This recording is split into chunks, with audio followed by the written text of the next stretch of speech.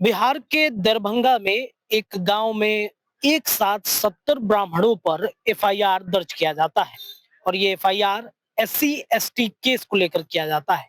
70 ब्राह्मण हैं और 70 ब्राह्मणों पर यह आरोप लगता है कि उन्होंने दलितों पर अत्याचार किया।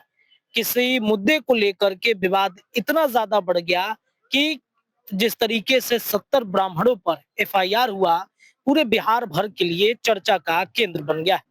एक तरफ जहां यूजीसी कानून को लेकर देश भर में काफी ज्यादा विवाद उत्पन्न हुआ था, सवर्णों ने इसका जम के विरोध किया, तो वहीं बहुजन समाज के कई बड़े नेताओं ने, यहाँ तक कि कई जो स्टूडेंट हैं, उन्होंने पटना से लेकर दिल्ली तक के पूरे सड़क को जाम कर रखा था। अब इधर यूजीसी कानून को जहां सुप्रीम कोर्ट ने फिलहाल स्टे लगाया है, तो वहीं बिहार के दरभंगा कुशेश्वर स्थान में एक गांव में एक साथ कहा तो ये जा रहा है कि 100 से 150 ब्राह्मणों के ऊपर में एससी एसटी का केस लगाया गया है, लेकिन जो कानूनी रूप से जो रिपोर्ट आए हैं उसमें ये बताया जा रहा है कि 70 ब्राह्मण हैं जिनका नाम भी सामने आया है और इसमें लगभग हेमंत झा हैं, सुधांशु झा हैं, प्रहलाद कुमार झा, यानी कि पूरा ये जो झा लोग हैं, मतलब झा समाज से आने वाले, यानी कि ब्राह्मण ही हैं, वो मैथिली ब्राह्मण हैं और उनके ऊपर में पूरा एफआईआर किया गया, जिसको लेकर आज बिहार विधानसभा में भी काफी चर्चा का विषय रहा।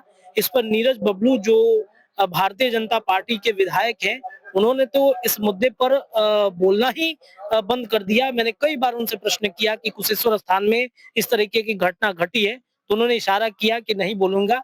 तो वहीं जो कुशेश्वर स्थान के स्थानीय विधायक हैं, उनसे जब हमारी बातचीत हुई है, तो उन्होंने क्या कहा है इस मुद्दे पर, आप सुनिए। पहले आप नीरज बबलू के बयान को सुनिए, फिर कुशेश्वर स्थान के जो विधायक हैं उनके बयान को सुनिए। एफआईआर कर दिया गया एससी एसटी, भाई वो जांच का विषय। पटना का नाम पाटलिपुत्रा का डिमांड किया गया, तो अच्छी बात है, पहले तो पाटलिपुत्रा ही था और पाटलिपुत्रा हो तो इसमें एतराज नहीं है। कानून व्यवस्था पर बड़ा सवाल उठा रहा विपक्ष की, जंगल सुशासन की सरकार है, अपराधी बचेगा नहीं, हर अपराधी की गिरफ्तारी होगा, सबको खोजा जा रहा है, सबकी गिरफ्तारी होगी, कोई नहीं बचेगा। ब्राह्मणों पर एफआईआर कर दिया गया है, इस मामला में कैसे देखते हैं? नीट मामले में मामला सबसे जो देश का सर्वोच्च संस्था है सीबीआई, उसे जांच के लिए दे दिया गया है। अब सीबीआई जांच करेगी, दूध का दूध पानी का पानी सामने आएगा और अपराधी बचेगा नहीं, इसकी गारंटी है।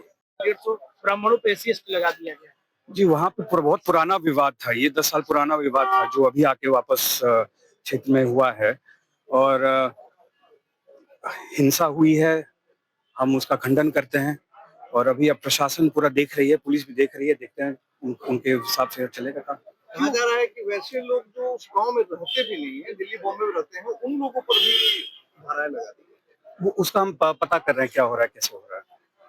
इस तरीके की घटनाएं अगर घट रही हैं तो क्या कहिएगा, एक तबका को लेकर के? बहुत रिग्रेटेबल है कि वायलेंस हुआ है वहाँ पे।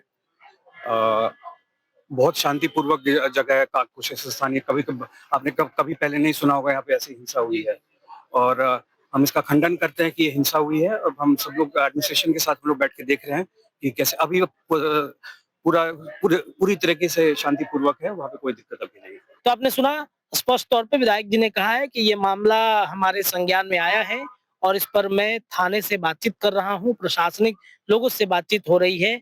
कुशेश्वर स्थान बहुत ही शांत इलाका रहा है, इस तरह की घटनाएं आपने भी पहली बार ही सुना होगा। इस मुद्दे पर मैं नजर दौड़ा रहा हूँ। एक विवाद हुआ था, जिस विवाद को लेकर के किन्हीं के बहकावे में आकर उस कम्युनिटी ने, एससी एसटी ने जो है वो ब्राह्मणों के ऊपर केस कर दिया, लेकिन अब इस पे मैं पूरी तरीके से निगाहें बना रखा हूँ।